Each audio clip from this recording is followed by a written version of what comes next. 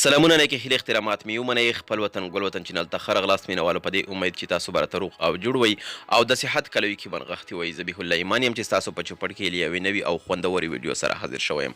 مینهوالو په نننۍ ویډیو کې تاسو ته دا طریقه ښایم چې څنګه کولی شو چې د موبایل سافټویر کار وکړو او څنګه موږ له دې څخه استفاده وکړو تاسو اوس کولی شئ چې په بازار کې د موبایل سافټویر کار شروع کړئ او په اطمینان سره یې وکړئ نو تاسو ته د دغه کورس د شروع کېدو خبرتیا ما درکړې وه او نن تاسو ته د هغې د کار د شروع کولو لپاره ترتیب درښایم چې څنګه په هغې کې موږ کار کولی شو نو مینهوالو تاسو ته نن درښایم چې د موبایل د سافټویر لپاره څه پکار دي او څه لګیږي نو مینهوالو لومړی خو دا چې د موبایل د سافټویر لپاره تاسو باید هارډ ډیسکونه ولرئ او تاسو د موبایل بکسونه باید ولرئ نو بیا تاسو کولی شئ چې د موبایل سافټویر کار په اسانۍ سره ترسره کړئ تاسو ویډیو ګورئ مینهوالو دغه ویډیو کې تاسو ته بکسونه ښکاري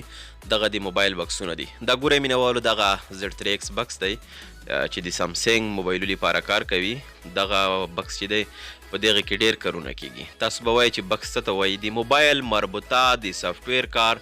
هر کار چې په موبایل کې شونی وي هغه دغه بکس کوي کوم کار چې نه کیږي نو بیا یې دغه بکس کوي په دې کې مثلا موږ پروګرام هم کولی شو په دې کې موبایل ته سریال نمبر هم بدلولی شئ په دې کې موبایل ته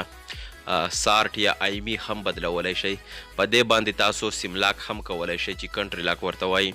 او دې کې نورې اپشنې هم کیدي چې هر یوه بیله بیله تاسو ته تشریح کوو او دغه بکس چې دی دا ګورئ مینهوالو دغې ته انفینیټي وایي انفینیټي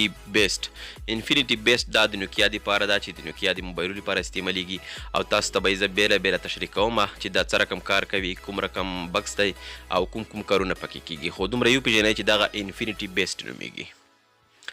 او بل دغه بکس دی دغه هوا ډونګل ده چې د هوې موبایلو لپاره په کار کیږي او هغه کارونه چې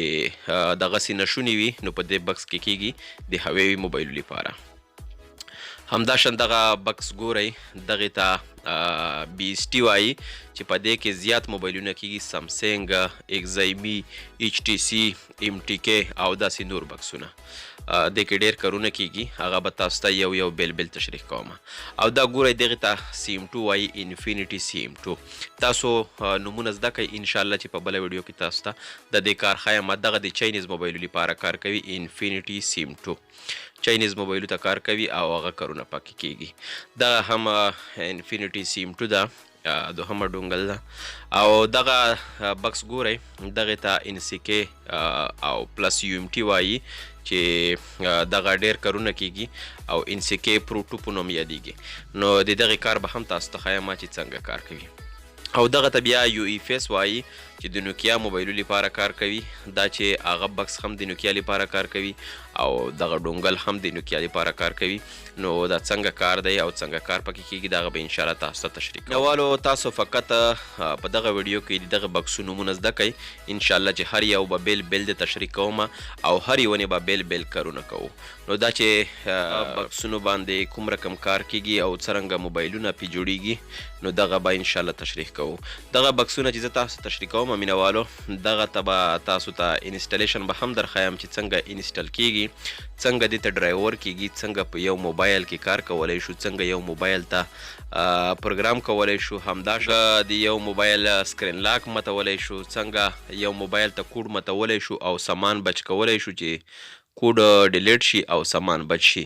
او څنګه یو موبایل ته سریال کولی شو همداشان ډېر کارونه پکې کیدي که چیرې تاسو دغه کورس وګورئ نو انشاءالله تاسو به هم حیرانه شئ او تاسو به په ترتیب باندې کار وکړئ دې ته تاسو اړ نه یاست چې تاسو د چا سره شاګردي وکړئ چاته 20-30 افغانۍ په دې باندې ورکړئ چې مونږ کار زده کړو اگر که زه یم او که نور خلک دي بازار کې یا په ښارګوټي کې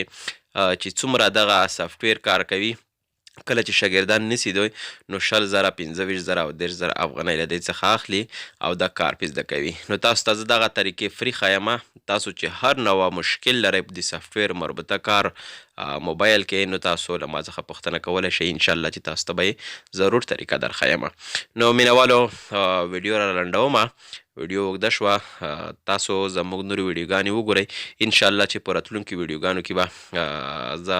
لومړی د Z3 X بکس تشریح کومه چې هغه د سمسنګ موبایل لپاره کار کوي. نو هغې افشنې به تاسو ته ښایم چې په دې افشنو کې څنګه کار کولی شو او څنګه کار پکې کیږي. نو مینوالو دا چې زه بیا حاضرېږم، تر هغې په پاک رب سپارم، د الله په امان.